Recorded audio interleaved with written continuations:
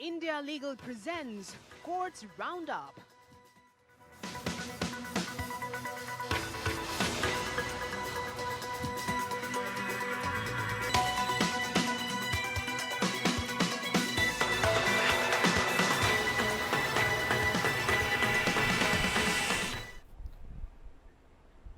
नमस्कार, स्वागत है आप सभी का। मैं हूं आपके साथ कुमार कुणाल धीरज। आप देख रहे हैं कोर्ट्स राउंड अप। इस बुलेटिन में अगले आधे घंटे तक हम आपको कोर्ट से जुड़ी तमाम छोटी बड़ी खबरों से अप टू डेट करवाएंगे।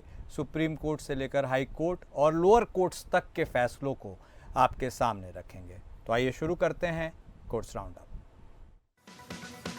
India Legal presents Courts Roundup.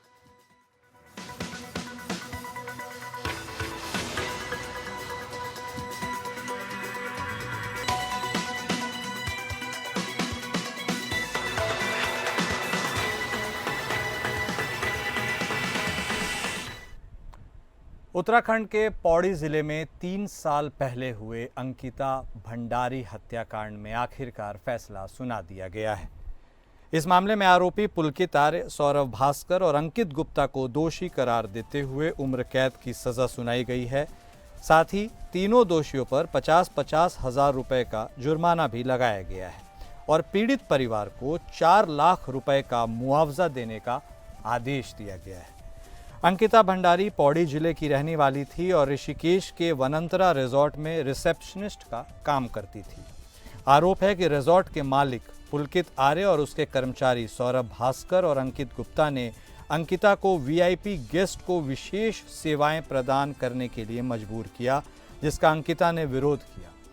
इसके बाद आरोपियों ने अंकिता की हत्या कर दी और उसके शव को चीला नहर में फेंक दिया। इस मामले में विशेष जांच दल का गठन किया गया था, जिसने 500 पेज की चार्जशीट दाखिल की।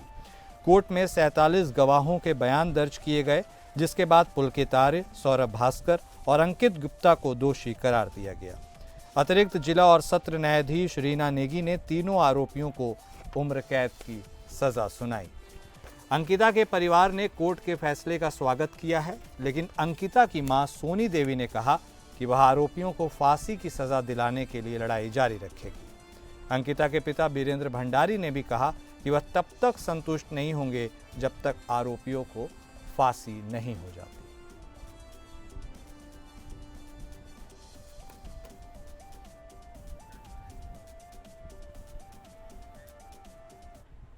सुप्रीम कोर्ट ने पश्चिम बंगाल में चुनाव के बाद हिंसा, दंगे और बलात्कार के प्रयास के मामले में 5 आरोपियों को जमानत देने के कलकत्ता उच्च न्यायालय के आदेश को रद्द कर दिया है। शेख जमीर, शेख नुराई, शेख अशराफ, जयंत डोम और शेख कबीरुल पर आरोप है कि उन्होंने शिकायतकर्ता के घर पर हमला किया, उन्हें प्रताड़ित किया और उनकी पत्नी के साथ बलात्कार का प्रयास किया।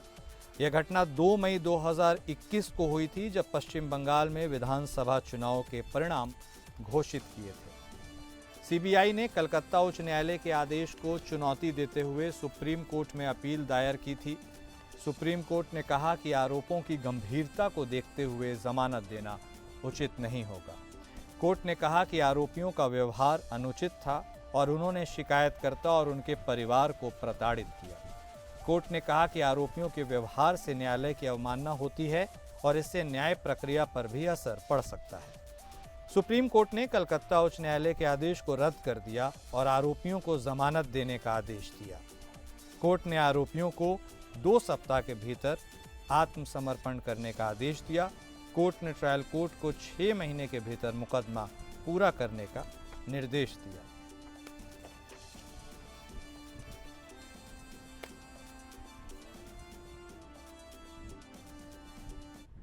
National eligibility test cum entrance test post graduate 2025 की परीक्षा अब एक ही शिफ्ट में आयोजित की जाएगी।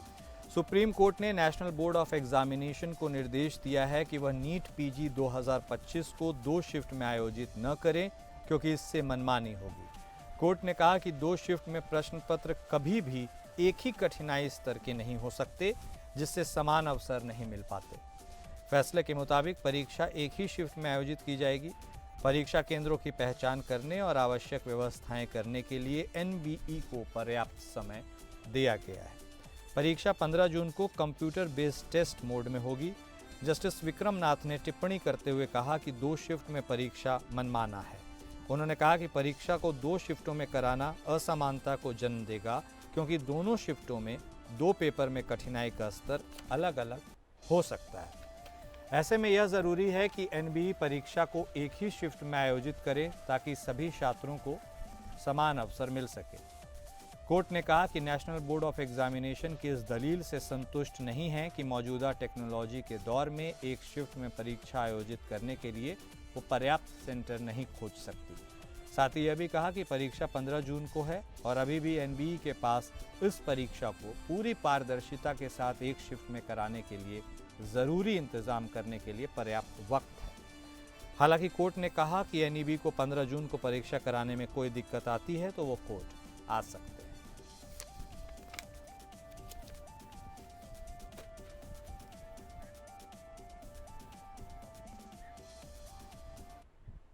एक महत्वपूर्ण फैसले में सुप्रीम कोर्ट ने कहा कि कर्मचारियों के लिए उनकी दिव्यांगता की प्रकृति के आधार पर अलग अलग रिटायरमेंट आयु निर्धारित करना अनुच्छेद 14 के तहत असंवैधानिक है। न्यायालय ने एक लोकोमोटर दिव्यांग इलेक्ट्रीशियन को राहत दी, जिसे 58 वर्ष की आयु में रिटायर होने के लिए मजबूर किया गया था, जबकि दृष्टिबाधित कर्मचारियों को 60 वर्ष तक सेवा करने की अनुमति दी गई थी। दिव्यांग व्यक्तियों के अधिकार अधिनियम 2016 के तहत सभी मान्यता प्राप्त दिव्यांगताओं को रिटायरमेंट आयु के संबंध में समान व्यवहार मिलना चाहिए। सभी बेंचमार्क दिव्यांगताओं के लिए एक समान रिटायरमेंट लाभ अनिवार्य है। आवेदक कश्मीरी लाल शर्मा एक 60% लोकोमोटर दिव्यांग इलेक्ट्रीशियन थे, जिन्हें हिमाचल प्रदेश राज्य विद्युत बोर्ड द्वारा 58 वर्ष में रिटायर किया गया। उन्होंने तर्क दिया कि यह भेदभावपूर्ण था, क्योंकि दृष्टिबाधित कर्मचारियों को 60 वर्ष तक सेवा करने की अनुमति थी। सुप्रीम कोर्ट ने उनके पक्ष में फैसला सुनाया और कहा कि रिटायरमेंट आयु के विस्तार का लाभ सभी बेंचमार्क दिव्यांगताओं के लिए उपलब्ध होना चाहिए।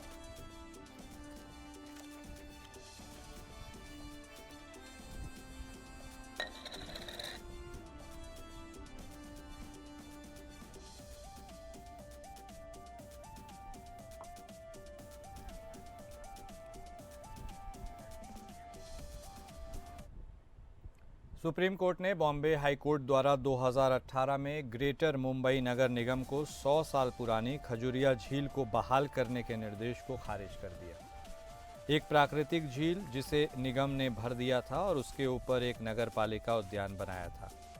जस्टिस सूर्यकांत और जस्टिस एन कोटेश्वर सिंह की पीठ ने फैसला सुनाते हुए निर्देश दिया कि पार्क को बिना किसी प्रमुख व्यावसायिक गतिविधि के विशेष रूप से सार्वजनिक उपयोग के लिए एक स्थान के रूप में बनाए रखा और संरक्षित किया जाएगा, जो हरित होगा।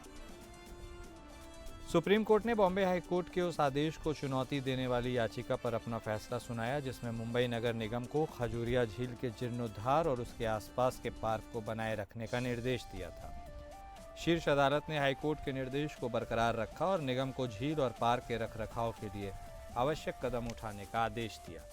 सुप्रीम कोर्ट ने बॉम्बे हाई कोर्ट के निर्देश को बरकरार रखा है, जिसमें मुंबई नगर निगम को झील के जीर्णोद्धार के लिए आवश्यक कदम उठाने का आदेश दिया गया था। कोर्ट ने नगर निगम को झील के आसपास के पार्क के रखरखाव के लिए भी निर्देश दिया है। सुप्रीम कोर्ट के फैसले के बाद मुंबई नगर निगम झील और पार्क के रखरखाव के लिए पूरी तरह से जिम्मेदार होगा।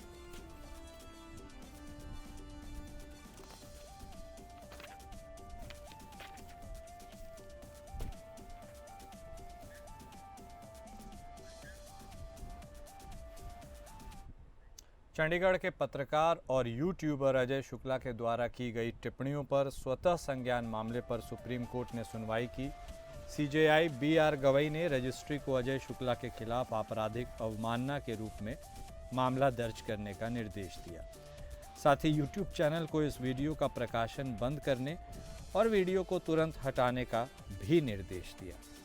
इस मामले में अटॉर्नी जनरल और सॉलिसिटर जनरल से अदालत की सहायता करने को भी कहा गया है। कोर्ट ने कहा कि संविधान फ्रीडम ऑफ स्पीच, अभिव्यक्ति की स्वतंत्रता और अभिव्यक्ति की गारंटी देता है।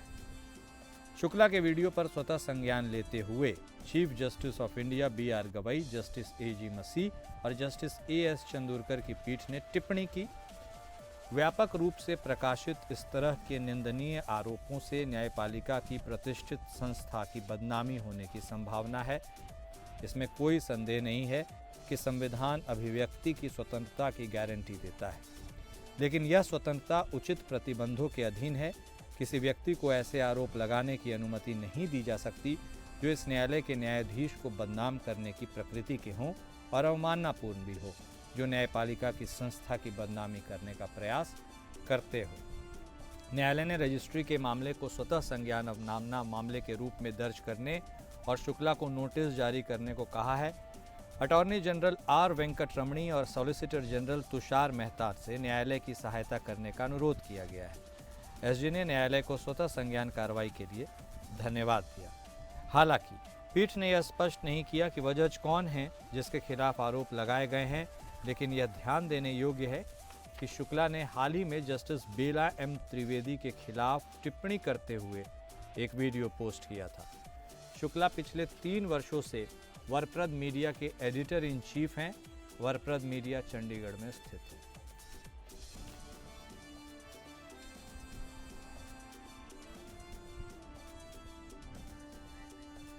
भारत के मेथोडिस्ट चर्च के विवाद में सुप्रीम कोर्ट ने बॉम्बे हाई कोर्ट के अंतरिम आदेश पर रोक लगा दी है, जिसमें बिशप N.L. कारकरे और बिशप सुबोध सी मोंडल को सक्रिय बिशप के रूप में जारी रखने की अनुमति दी गई थी।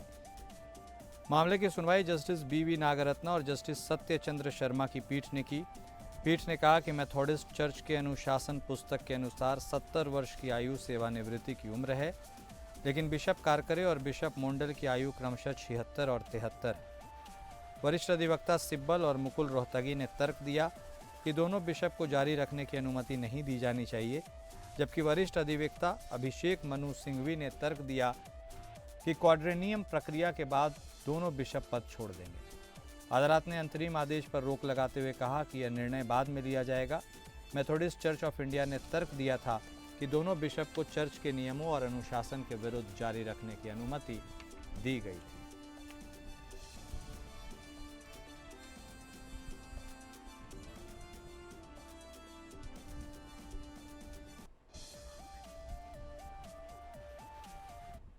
हरियाणा के नूंह जिले में अवैध सड़क निर्माण के मामले में सुप्रीम कोर्ट द्वारा नियुक्त केंद्रीय अधिकार प्राप्त समिति ने हरियाणा के मुख्य सचिव अनुराग रस्तोगी के उस दावे को खारिज कर दिया है, जिसमें उन्होंने कहा था कि राज्य के वन अधिकारी इस अवैध सड़क के निर्माण के लिए जिम्मेदार थे।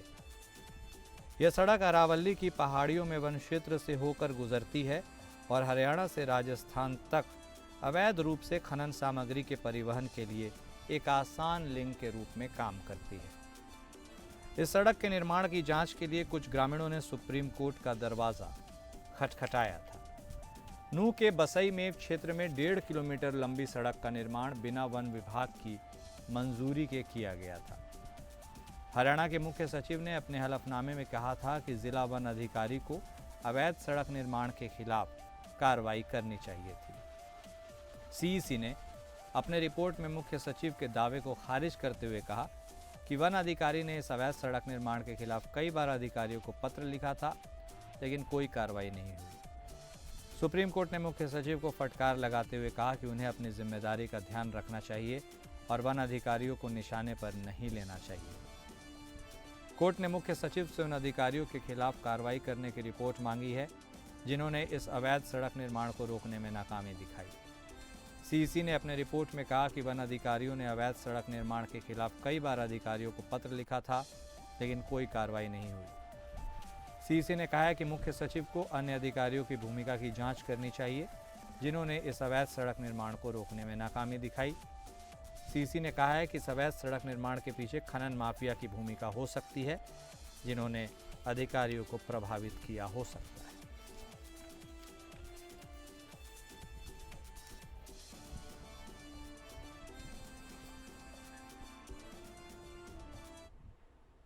असम पुलिस द्वारा एक महिला को कथित तौर पर हिरासत में लेने और उसे बांग्लादेश सीमा पर पुश बैक करने के प्रयास के खिलाफ दायर हीबियस कॉर्पस याचिका पर सुनवाई के लिए सुप्रीम कोर्ट तैयार हो गया है।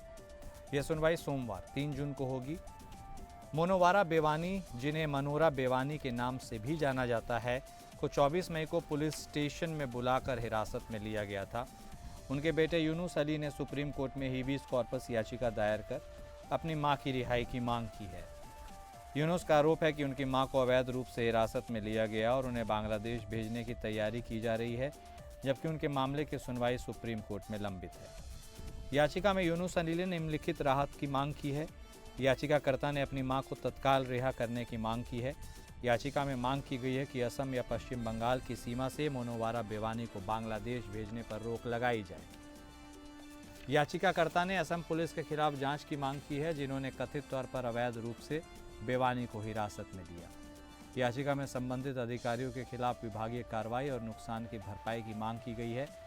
सीजेआई जस्टिस बीआर गवई और जस्टिस एजी मसीह की पीठ ने इस मामले को सुनने के लिए सोमवार का समय निर्धारित किया है। पीठ ने असम सरकार के स्थायी वकील को समन जारी करने की अनुमति दी है।